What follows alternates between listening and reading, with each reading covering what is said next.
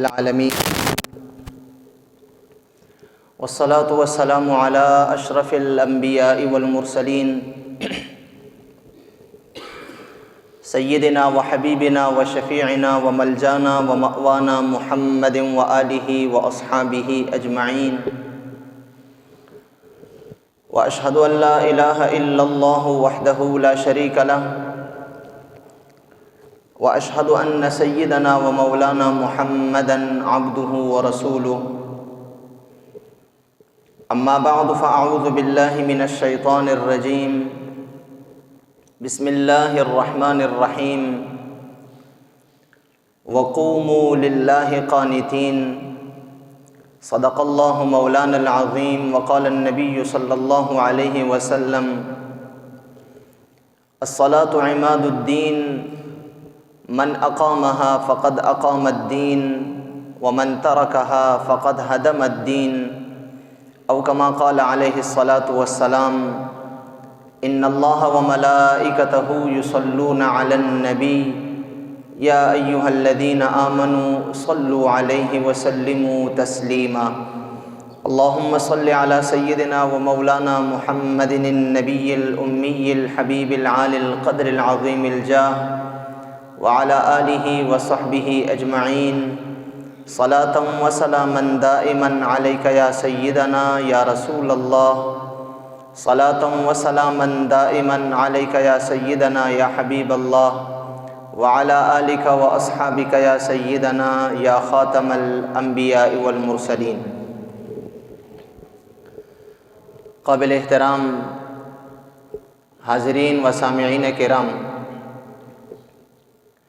پچھلے جمعے نماز کی ظاہری شرائط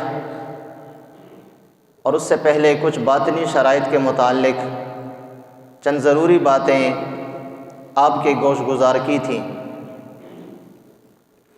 اسی سلسلے کو آگے بڑھاتے ہوئے آج کی اس گفتگو میں نماز کے اندر جو چیزیں ضروری ہیں ان کا بیان کیا جائے گا۔ جس طرح نماز شروع کرنے سے پہلے چند چیزوں کا لحاظ رکھنا ضروری ہے کہ اگر ان شرائط کا، ان چیزوں کا لحاظ نہ رکھا جائے تو نماز میں شروع کرنا یہ درست نہیں ہوتا۔ جنہیں شرائط کہا جاتا ہے کہ نماز کی صحت کا جو انحصار ہے وہ انہی شرائط پہ ہے۔ اسی طرح نماز کے جو فرائض ہیں ان میں شرائط کے ساتھ ساتھ کچھ چیزیں ایسی ہیں جن کا لحاظ رکھنا نماز کے اندر ضروری ہے۔ جب ایک نماز پڑھنے والا نماز شروع کر دیتا ہے تو جو چیزیں اس کے لیے فرض ہیں ان اشیاء کو اور ان چیزوں کو ارکان کہا جاتا ہے، اور یہ رکن کی جمع ہے۔ تو یہ بات بھی یاد رکھنے کے قابل ہے کہ نماز کے اندر اور باہر کے جو فرائض ہیں، جو نماز سے پہلے پورے کرنا ضروری ہیں، ان فرائض کو شرائط کہا جاتا ہے، اور جو فرائض نماز کے اندر پورے کرنا ضروری ہیں ان کو ارکان کہا جاتا ہے۔ شرائط یہ شرط کی جمع ہے اور ارکان یہ رکن کی جمع ہے۔ تو جس طرح نماز شروع کرنے سے پہلے جگہ کا پاک ہونا، نماز پڑھنے والے کے بدن کا پاک ہونا، اس کے کپڑوں کا پاک ہونا، قبلے کی طرف اس کا سینہ متوجہ ہونا، اسی طرح نیت کرنا اور نماز کے وقت کا یقین ہونا، جس طرح یہ چیزیں ضروری تھیں، فرائض تھیں اور ان کو شرائط کہا جاتا ہے۔ اب جو بندہ ان شرائط پہ پورا اترتا ہو وہ نماز کو شروع کرے گا تو یاد رکھیے نماز شروع کرنے کے وقت اور نماز شروع کرنے کے بعد جو چیزیں اس کے لیے ضروری ہیں وہ فرائض، ان کو پھر ارکان کہا جاتا ہے۔ اور یہ بات بھی یاد رکھیے اگر ایک بندہ تمام شرائط کو تو پورا کر لیتا ہے تو نماز میں شروع کرنا اس کے لیے درست ہو جاتا ہے، لیکن اگر نماز کے اندر جو فرائض ہیں، جو ارکان ہیں، اگر ان میں سے ایک بھی اس سے رہ جاتا ہے چاہے وہ جان بوجھ کر چھوڑ دے یا چاہے وہ بھولے سے اس سے رہ جائے، تو فرائض اور ارکان کے رہ جانے سے اس کی نماز نہیں ہوگی، اس کو دوبارہ پڑھنا پڑے گی۔ تو وہ ارکان جو نماز کے اندر ہیں، جن کا پورا کرنا ایک نمازی پر ضروری ہے، ان میں سب سے پہلی چیز وہ تحریمہ ہے۔ تحریمہ سے مراد یہ ہے کہ نماز پڑھنے والا کوئی ایسا عمل کرے کہ جس عمل کی وجہ سے نماز میں شروع کرنا اس کے لیے ضروری ہو جائے، اور ایک ایسی نیت اور ایسا عمل کرے کہ جس کی وجہ سے نماز کے اندر جو ہے اس کے اوپر وہ چیزیں بھی حرام ہو جائیں جو باہر اس کے لیے حلال تھیں۔ جیسا کہ آپ کے علم میں ہے، ایک بندہ نماز کے دوران اگر کوئی چیز اٹھا کے منہ میں ڈال لیتا ہے تو اس کی نماز ٹوٹ جاتی ہے۔ نماز کے اندر کوئی چیز کھانا، کوئی چیز پینا، نماز کے اندر کسی کو سلام کرنا، سلام کا جواب دینا، یا نماز کے اندر ایک بندہ چھینک لیتا ہے اور چھینک کے بعد اس کی چھینک کا جواب دیتا ہے، یا کوئی اور دنیاوی گفتگو کر لیتا ہے، تو یاد رکھیے اس سے نماز ٹوٹ جاتی ہے۔ حالانکہ یہ ساری چیزیں نماز کے باہر جائز ہیں مسلمان کے لیے، کھانا پینا اس کے لیے جائز ہے، سلام کا جواب دینا جائز ہے، چھینک کا جواب دینا اس کے لیے سنت ہے، جائز ہے، اس کے لیے گفتگو کرنا، ایک دوسرے کے ساتھ بات کرنا یہ جائز ہے۔ لیکن نماز کے اندر یہ ساری چیزیں حرام ہو جاتی ہیں۔ نماز کے اندر اگر کوئی بندہ کھانا پینا کرے گا، سلام کا جواب دے گا، سلام کرے گا، یا دنیاوی کوئی گفتگو کرے گا، تو یاد رکھیے اس سے اس کی نماز ٹوٹ جائے گی، کیونکہ نماز کے اندر یہ چیزیں حرام ہو جاتی ہیں۔ تو اس لیے جو شروع میں انسان ایسا جو عمل کرتا ہے جس کی وجہ سے اس پر حرام کا وقت شروع ہو جاتا ہے، تو پھر ایسے عمل کو تحریمہ کہا جاتا ہے۔ اس لیے ہمارے بعض فقہا نے نیت کو ہی تحریمہ قرار دیا ہے کہ جب انسان نماز کی نیت کرتا ہے تو گویا کہ وہ تحریمہ کر رہا ہے۔ تو بعض فقہا نے نیت کو ہی تحریمہ قرار دے دیا، اور بعض فقہا وہ ہیں انہوں نے کہا کہ نہیں، بلکہ نیت علیحدہ سے ضروری ہے، اور جب انسان تکبیر کہتا ہے نماز کے لیے تو اس کے بعد اس پر وہ چیزیں حرام ہو جاتی ہیں، تو وہ تکبیر سے تحریمہ کا آغاز کرتا ہے۔ اسی لیے نماز کی جو سب سے پہلی تکبیر ہے جس میں ہم کانوں تک ہاتھ اٹھاتے ہیں، اس کو تکبیر تحریمہ کہتے ہیں۔ تو تکبیر تحریمہ کہنے کا اسے مقصد اور معنی اور مفہوم یہی ہے کہ انسان اس ایک تکبیر کے ساتھ اپنے اوپر ہر وہ چیز جو نماز کے باہر اس کے لیے حلال تھی، جائز تھی، اب اس پر حرام قرار دے دی گئی۔ تو سب سے پہلا جو نماز کے اندر فرض ہے، جو رکن ہے، وہ ہے تحریمہ، اور اس کی علامت ہے تکبیر۔ اللہ اکبر کہتے ہوئے جب ہم نماز شروع کرتے ہیں تو اسے تکبیر تحریمہ کہتے ہیں۔ یہ نماز کے اندر پہلا فرض ہے جس کو رکن کہا جاتا ہے۔ پھر یاد رکھیے اس کے اندر کچھ سنتیں بھی ہیں، کچھ واجبات بھی ہیں۔ تکبیر تحریمہ جو ہے اس کو اللہ اکبر کے ساتھ شروع کرنا یہ واجب ہے۔ اگر ایک بندہ تحریمہ تو کر دیتا ہے لیکن کسی اور لفظ کے ساتھ کرتا ہے، سبحان اللہ کے ساتھ کر دیتا ہے، الحمدللہ کے ساتھ تکبیر کرتا ہے، تو تکبیر تحریمہ تو اس کی ہو جائے گی لیکن تکبیر نہیں ہوگی، کیونکہ اس سے واجب ہے یہ اللہ اکبر کے ساتھ نماز کو شروع کرنا واجب ہے۔ تو واجب جب رہ جاتا ہے تو اس سے سجدہ سہو کرنا پڑتا ہے پھر آخر میں۔ اسی طرح تکبیر میں سنت یہ ہے، ہمارے احناف کے ہاں فقہ حنفی میں یہ جو ہے سنت ہے کہ جب ہم تکبیر تحریمہ کہیں تو ہمارے ہاتھ کانوں تک اٹھنے چاہیے۔ یہ کانوں کی جو یہ لو ہے، جو نرم حصہ ہے کانوں کا، یہاں تک ہمارا کم از کم جو انگوٹھے کا سرا ہے، یہ انگوٹھے کا سرا ان کانوں کی لو تک پہنچنا چاہیے۔ ان لو کے بالکل موازی اور اس کے بالکل سامنے کرنا یہ تکبیر تحریمہ میں سنت ہے۔ اور اگر ایک بندہ کانوں کی لو کو انگوٹھے کی یہ نوک لگا دیتا ہے تو پھر ایسا کرنا یہ اس کے لیے مستحب ہے۔ تو مستحب پہ عمل کرنے کا فائدہ یہ ہوتا ہے کہ انسان کے دونوں ہاتھ وہیں پہ پہنچ جاتے ہیں جہاں پر پہنچانا سنت ہے۔ یعنی اگر ایک بندہ کانوں کی لو کو اپنے انگوٹھے کے سروں سے مس نہیں کرتا بلکہ کانوں کی لو تک اپنے ہاتھ انگوٹھے کی یہ جو سرا ہے اس کو پہنچا دیتا ہے، اس کے موازی یہاں تک بے شک وہ لے آتا ہے لیکن کانوں تک وہ ہاتھ اٹھاتا ہے، تو تب بھی اس کی سنت ادا ہو جائے گی۔ لیکن اب ہو سکتا ہے اس کا ہاتھ تھوڑا اوپر ہو، تھوڑا نیچے ہو، لیکن جب کانوں کی لو کے ساتھ اس کے انگوٹھے کا سرا لگے گا تو یہ سنت صحیح طریقے سے ادا ہو جائے گی۔ اس لیے فقہا نے لکھا کہ کانوں کی لو کو انگوٹھے کے سروں کے ساتھ مس کرنا تکبیر تحریمہ میں یہ مستحب ہے۔ اور یاد رکھیے جتنے بھی مستحبات ہوتے ہیں، چاہے وہ نماز کے اندر ہے، چاہے وہ دیگر اعمال میں ہیں، مستحب عمل کا فائدہ یہ ہوتا ہے کہ جو بندہ مستحبات پہ عمل کرتا ہے اس کی سنت کامل ہو جاتی ہے۔ اب جیسے میں نے آپ کو کہا کہ سنت یہ ہے کہ کانوں تک ہاتھ بالکل کانوں تک اٹھنے چاہیے۔ ایک بندہ اگر یہ مستحب پہ عمل نہیں کرتا، کانوں کی لو کو مس نہیں کرتا، ٹچ نہیں کرتا، تو ہو سکتا ہے اس کی یہ سنت ادا نہ ہو۔ کیوں؟ ہو سکتا ہے اس کے ہاتھ کانوں کی لو سے نیچے رہ جائیں، ہو سکتا ہے اس کے ہاتھ کانوں کی لو سے بھی اوپر چلے جائیں، ہو سکتا ہے ایک ہاتھ برابر ہو دوسرا ہاتھ برابر نہ ہو۔ تو کامل سنت تو یہی ہے کہ دونوں ہاتھوں کے انگوٹھے یہ جو ہے کانوں کے بالکل نرم حصے لو تک اس کے بالکل برابر ہونے چاہیے۔ تو جب انسان مستحب پہ عمل کرے گا تو سنت کامل طریقے سے ادا ہو جائے گی۔ اس لیے ہر عمل میں جو بندہ مستحبات کا خیال رکھتا ہے تو اس کی سنت پوری ہو جاتی ہے، سنت کامل ادا ہوتی ہے۔ پھر جو بندہ سنت کو کامل طریقے سے ادا کرتا ہے تو اس کے واجب پورے ہو جاتے ہیں، اور جو بندہ واجب کو صحیح طریقے سے ادا کرتا ہے تو اس کے فرائض جو ہے وہ صحیح تکمیل تک پہنچ جاتے ہیں۔ اس لیے آپ یوں کہہ سکتے ہیں، اس کا مفہوم مخالف یہ بنا، اگر ایک بندہ مستحبات کا خیال نہیں رکھتا، نوافل کا خیال نہیں رکھتا تو اس کی سنت کامل نہیں ہوگی۔ ایک بندہ سنت کا خیال نہیں رکھتا اس کے واجب میں کمی آئے گی، اور جس بندے کے واجبات میں کمی ہوگی تو فرائض خود بخود کم ہو جائیں گے۔ اسی لیے یاد رکھیے ہمارے فقہا، ہمارے اصولیین، ہمارے مفسرین، محدثین، جتنے ہمارے اکابرین ہیں، وہ لوگ جن سے یہ دین ہم تک پہنچا ہے بشمول صوفیاء کرام کے، وہ مستحبات پہ زیادہ زور دیتے ہیں۔ کیوں؟ کہ جو بندہ مستحبات پہ زیادہ زور دیتا ہے تو یہ درجہ بدرجہ تسلسل کے ساتھ فرائض تک بات پہنچتی ہے، تو جو بندہ مستحبات کا خیال رکھتا ہے اس کے فرائض مکمل ہو جاتے ہیں۔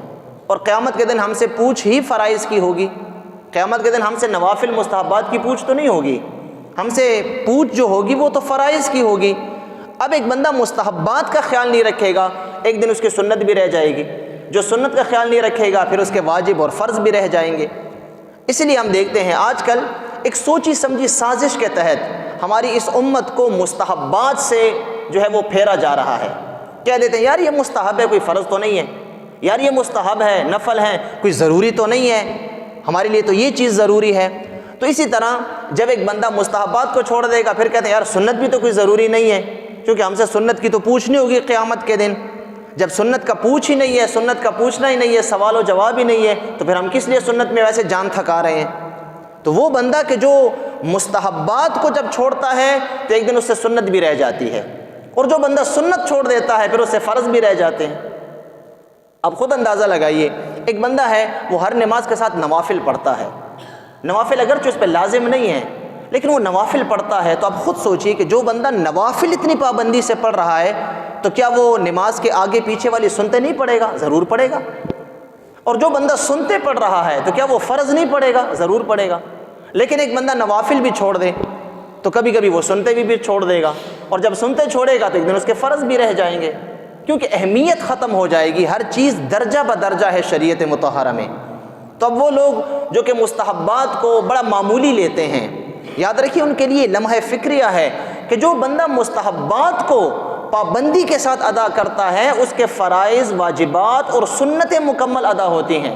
ٹھیک ہے، یہ بات اپنی جگہ پہ درست ہے کہ قیامت کے دن ہم سے یہ پوچھنی ہوگی کہ آپ نے سنتیں کیوں نہیں پڑھی، یا اس عمل میں آپ نے سنت کو ادا کیوں نہیں کیا، چاہے وہ نماز کا ہے یا ہمارے دیگر معاملات میں ہے، آپ نے سنت کو کیوں آپ نے چھوڑا، اس کا پوچھ تو نہیں ہوگی۔ لیکن یہ بات بھی یاد رکھنا ضروری ہے کہ جو بندہ سنتوں کا تارک بن جاتا ہے وہ اپنے نبی صلی اللہ علیہ وسلم کی شفاعت سے محروم ہو جاتا ہے۔ تو ٹھیک ہے، اس کا سوال جواب تو نہیں ہے، لیکن جو بندہ اپنے نبی کی شفاعت سے محروم ہو جائے تو کہ قیامت کے دن حضور کی شفاعت کے بغیر بھی نجات ممکن ہے؟ کوئی بندہ بھی یہ نہیں ثابت کر سکتا، کوئی بندہ بھی کسی بھی قرآن کی آیت یا کسی بھی ایک حدیث سے یہ نہیں دکھا سکتا کہ قیامت کے دن حضور کی شفاعت کے بغیر نجات ممکن ہو، چاہے وہ ابتدا میں ہے، چاہے وہ انتہا میں ہے یا درمیان میں ہے۔ تو حضور کی شفاعت جس بندے کو ملے گی، اور کس کو زیادہ شفاعت سے حصہ ملے گا؟ جو بندہ حضور کی سنتوں پہ زیادہ عامل ہوگا۔ جب خود اندازہ لگائیے کہ سوال جواب تو نہیں ہے، ٹھیک ہے نہیں ہے سوال جواب سنتوں کا، لیکن اس کے علاوہ شفاعت تو ہے نا، تب جو بندہ حضور کی سنتوں پہ عمل نہیں کرے گا تو وہ کیسے حضور کے سامنے جا کے کھڑا ہوگا؟ اور حضور نے یہ بھی فرمایا کہ جو میرے طریقے پہ چلے گا اسی کو میری شفاعت لازم ہوگی، وہی میری شفاعت کا مستحق ہوگا۔ تو غرض یہ ہے کہ نماز کے دوران سب سے پہلی چیز جو نماز کے ارکان اور فرائض میں سے ہے وہ ہے تکبیر تحریمہ۔ اس لیے میں نے آپ کو کہا کہ تکبیر تحریمہ میں حد درجہ احتیاط یہی ہے کہ ہم ہاتھ اٹھائیں اپنے کانوں تک اور کانوں کی لو کو مس کریں۔ مس کرنے کا فائدہ یہ ہوگا کہ ہماری سنت جو ہے وہ مکمل ہو جائے گی۔ اسی طرح دوسرا فرض نماز کے دوران وہ قیام ہے۔ نماز کا دوسرا رکن قیام، کھڑے ہو کر قیام کہتے ہیں کھڑے ہونے کو، کھڑے ہو کر نماز پڑھنا۔ ایک بندے کو کوئی عذر نہیں ہے، مطلب وہ کھڑے ہو کر نماز پڑھ سکتا ہے، اسے کوئی تکلیف نہیں ہے کھڑے ہونے میں، تو پھر وہ کھڑے ہو کر نماز پڑھے گا، اس پر نماز کھڑے ہو کر پڑھنا یہ فرض ہے۔ ہاں نوافل میں گنجائش ہے، جو نفلی نماز ہے نوافل کو وہ بغیر عذر کے بھی بیٹھ کے پڑھ سکتا ہے، لیکن اتنا ہوگا کہ جو بندہ نوافل بیٹھ کے پڑھے گا باوجود اس کے کہ وہ کھڑے ہونے کی قدرت رکھتا ہے تو ثواب اس کو آدھا دیا جائے گا، لیکن جائز ہے اس کے لیے۔ سرکار دو عالم صلی اللہ علیہ وسلم نے فرمایا جو بندہ قیام کرتا ہے، کھڑے ہو کر نماز پڑھتا ہے، اس کو پورا اجر دیا جائے گا، اور جو بندہ بیٹھ کر نماز پڑھے گا باوجود اس کے کہ وہ کھڑے ہو سکتا ہے تو اس کو ان نوافل کا آدھا اجر اور آدھا ثواب دیا جائے گا۔ ایک صحابی ہیں، وہ آئے، ایک دن انہوں نے دیکھا کہ حضور اکرم صلی اللہ علیہ وسلم بیٹھ کے نماز پڑھ رہے ہیں، آپ بیٹھ کے نوافل ادا کر رہے تھے۔ تو جب آپ نماز سے فارغ ہوئے تو صحابی نے عرض کی یا رسول اللہ صلی اللہ علیہ وسلم، آپ نے تو ہمیں اس طرح بتایا تھا کہ کھڑے ہو کے نماز پڑھنے پہ پورا اجر ہے اور بیٹھ کے نماز پڑھنے پہ آدھا اجر ہے، یا رسول اللہ آپ بھی تو نوافل بیٹھ کے پڑھ رہے تھے۔ تو حضور اکرم صلی اللہ علیہ وسلم نے فرمایا ایکم مثلی، تم میں سے کون میری طرح ہے؟ میں تمہاری طرح نہیں ہوں، تم میری طرح نہیں ہو، تمہارے لیے آدھا اجر ہے، لیکن اللہ نے یہ شرف مجھے عطا فرمایا ہے کہ میں بیٹھ کے بھی نماز پڑھوں تو مجھے پورا اجر دیا جائے گا۔ اسی طرح دیگر معاملات میں بعض چیزیں نبی کی خصوصیات ہوتی ہیں تو اپنے آپ کو نبی کو اپنے آپ پر قیاس کبھی نہیں کرنا چاہیے۔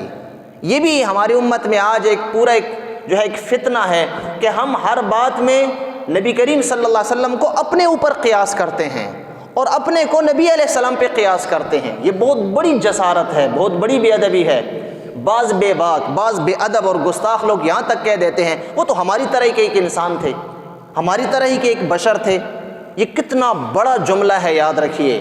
ٹھیک ہے حضور کی بشریت، آپ کے انسان ہونے میں کوئی شک نہیں ہے، جو آپ کو بشر نہ مانے وہ تو کافر ہے، وہ بندہ تو اسلام میں داخل ہی نہیں ہے جو بندہ آپ کو بشر اور انسان نہیں مانتا۔ لیکن کیسا بشر کیسا انسان کہ ان جیسا انسان اور ان جیسا بشر پوری اولاد آدم میں آج تک ہے ہی نہیں اور نہ قیامت تک آئے گا۔ آپ بشر ہیں، انسان ہیں، لیکن بے مثل و بے مثال بشر ہیں، بے مثل و بے مثال انسان ہیں۔ نہ ہم حضور کی طرح ہیں نہ حضور ہماری طرح ہیں۔ اس لیے نبی کو اپنے اوپر قیاس کرنا، اپنے آپ کو نبی پر قیاس کرنا، یہ بہت بڑی جہالت ہے، بہت بڑی جسارت ہے۔ تو صحابی نے عرض کیا رسول اللہ آپ بھی تو بیٹھ کے نماز پڑھ رہے ہیں، تو انہوں نے فرمایا مجھے بیٹھ کے بھی پورا اجر دیا جائے گا۔ تو اس لیے قیام کرنا نماز کے دوران، یہ قیام نماز میں فرض ہے۔ نوافل میں اجازت ہے، بیٹھ کے بھی انسان نماز پڑھ سکتا ہے، لیکن جو بندہ کھڑے ہو سکتا ہے تو پھر وہ کھڑے ہو کر ہی نماز پڑھے گا۔ اب جو بندہ کھڑے نہیں ہو سکتا تو قیام کا جو فرض ہے یہ اس سے ساقط ہو جاتا ہے۔ اب وہ بیٹھ کر نماز پڑھے، اگر زمین پر بیٹھ کر نماز پڑھ سکتا ہے تو زیادہ بہتر ہے، زمین پر پڑھے۔ زمین پر بیٹھ کے نماز نہیں پڑھ سکتا، اس کو تکلیف ہے اٹھنے بیٹھنے میں یا سجدے اور رکوع کرنے میں اشارے کے ساتھ، تو پھر وہ کرسی پر نماز پڑھ سکتا ہے، چارپائی پہ اپنی بیٹھ کے نماز پڑھ سکتا ہے، لیکن اس کے لیے بھی شرائط وہی ہوں گی کہ جس کرسی پہ نماز پڑھ رہا ہے، جس بستر پہ بیٹھ کے نماز پڑھ رہا ہے، اس کا پاک ہونا یہ ضروری ہے۔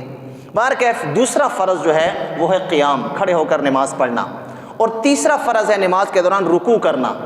رکوع نماز کے اندر تیسرا فرض ہے۔ اسی طرح ہر رکعت میں 2 سجدے کرنا، یہ بھی نماز کے اندر فرض ہے۔ تو چوتھا فرض ہے نماز کے اندر دونوں سجدے ہر رکعت میں کرنا۔ اور یاد رکھیے رکوع اور دونوں سجدوں میں اگرچہ یہ فرض ہیں لیکن اس کی مقدار اتنی ہے کہ کم از کم رکوع میں یا سجدے میں ایک بار انسان اتنا کہہ لے سبحان ربی العظیم، اتنے اندازے اور اتنے وقت تک ٹھہرنا یہ فرض ہے۔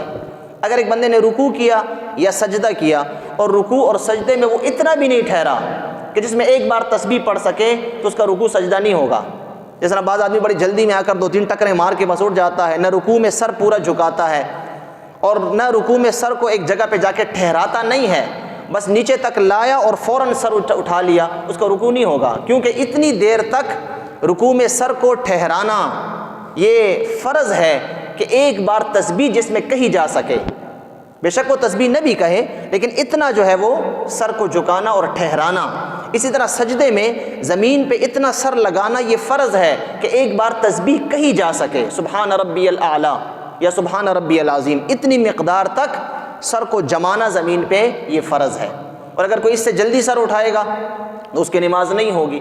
تو یہ بھی نماز میں جو ہے وہ فرض ہے۔ چوتھا فرض ہے دونوں سجدوں کو ایک تسبیح جتنی مقدار میں زمین پر رکھنا، اور پھر نماز کے اندر جیسے ہم کہتے ہیں کہ 3 بار تسبیح پڑھنا رکوع میں سجدے میں، یہ سنت ہے۔ تو دیکھیے اب سنت کا وہی فائدہ پھر آیا کہ جو بندہ 3 بار منہ سے تسبیح کہے گا سبحان ربی العظیم، تو ہے تو سنت ہے تسبیح کہنا، زبان سے کہنا۔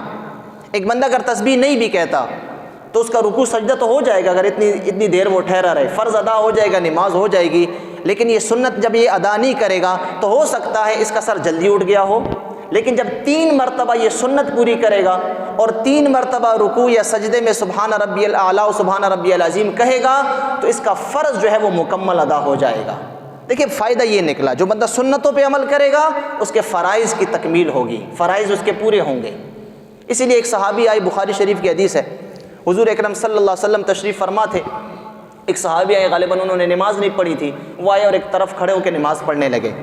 نماز پڑھنے کے بعد وہ آئے حضور کی مجلس میں، سلام کر کے بیٹھ گئے، تو حضور نے فرمایا وعلیکم السلام، آپ نے فرمایا قم، کھڑے ہو جاؤ، فصلی فإنک لم تصلی، جاؤ جا کے نماز پڑھو، تم نے نماز نہیں پڑھی۔ وہ صحابی گئے دوبارہ سے انہوں نے نماز پڑھی، پھر آئے، پھر سلام کر کے بیٹھے، حضور نے فرمایا وعلیکم السلام قم فصلی فإنک لم تصلی، جاؤ جا کے نماز پڑھو، تم نے نماز نہیں پڑھی۔ وہ پھر گئے صحابی، انہوں نے پھر دوبارہ نماز پڑھی، پھر آئے، تیسری بار جب آئے تو حضور نے پھر فرمایا جاؤ جا کے نماز پڑھو، تم نے نماز نہیں پڑھی۔ تو اب وہ گویا ہوئے، عرض کی یا رسول اللہ آپ نے 3 مرتبہ مجھے بھیجا، اب مجھے بتا دیجئے نماز کیسے پڑھوں، میں تو اسی طرح نماز پڑھتا ہوں، تو آپ مجھے بتائیے میں کیسے نماز پڑھوں۔ تو حضور نے فرمایا جب تم نماز پڑھو اور تم جب نماز میں قیام کے لیے کھڑے ہو جاؤ تو اطمینان سکون کے ساتھ کھڑے رہو، جب رکوع کرو تو اطمینان اور سکون کے ساتھ رکوع کرو کہ تمہارے تمام جوڑ اپنی اپنی جگہوں پہ برقرار اور بالکل جو ہے وہ ڈھیلے پڑ جائیں۔ جب تم رکوع سے سر اٹھاؤ تو اچھی طرح سر اٹھاؤ کہ بالکل تمہارے، جب ایسے کھڑے ہو جاؤ کہ تمہارے جوڑ جو ہے وہ ڈھیلے پڑ جائیں۔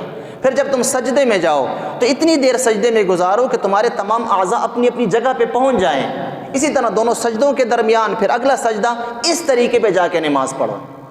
تو معنی کیا ہے؟ یہی ہے۔ وہ صحابی پھر گئے اور انہوں نے دوبارہ اس طریقے پہ نماز پڑھی کہ رکوع، سجدہ، قیام، قرات، اور پھر رکوع سے سر اٹھانا، قومہ، دونوں سجدوں میں بیٹھنا جس کو جلسہ کہتے ہیں، یہ اطمینان اور سکون کے ساتھ تھا۔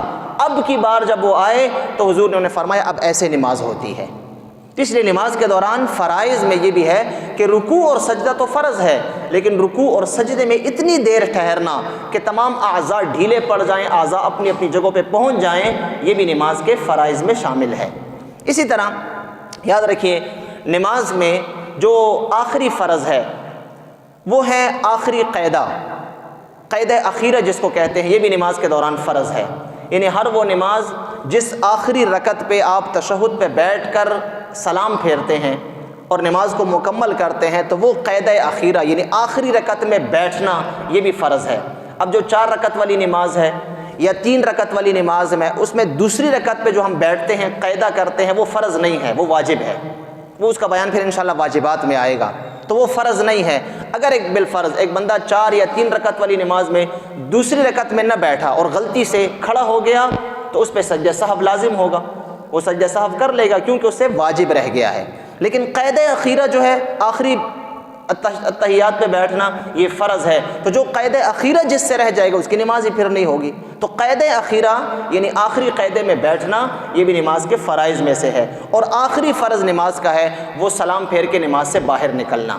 تو سلام پھیر کے اگر انسان نماز سے باہر نکلے گا تو سلام پھیرنے کا مقصد یہ ہے کہ وہ نیت اور ارادے سے سلام پھیرتا ہے تاکہ میری نماز مکمل ہو جائے، تو اب اس کے فرائض جو ہے وہ مکمل ہو گئے ہیں۔ اگر بالفرض ایک بندہ ہے وہ بیٹھا ہوا ہے قید اخیرہ پہ، تشہد وہ پڑھ رہا ہے، درود اور دعائیں سب کچھ اس نے پڑھ لی ہیں، لیکن ابھی اس نے سلام نہیں پھیرا، سلام اس نے نہیں پھیرا اور اچانک اس پہ بے ہوشی آ گئی، یا کہ کسی نے آ کے اس کا رخ قبلے سے پھیر دیا، یا کوئی کھانا پینا اس نے شروع کر دیا، یا کسی نے اس کے منہ میں کوئی چیز ڈال دی اور اس نے نگل لی، اب اس کی نماز پوری نہیں ہوئی، کیونکہ وہ اپنے ارادے سے نماز سے باہر نہیں نکلا، اس کو زبردستی نکلوایا گیا۔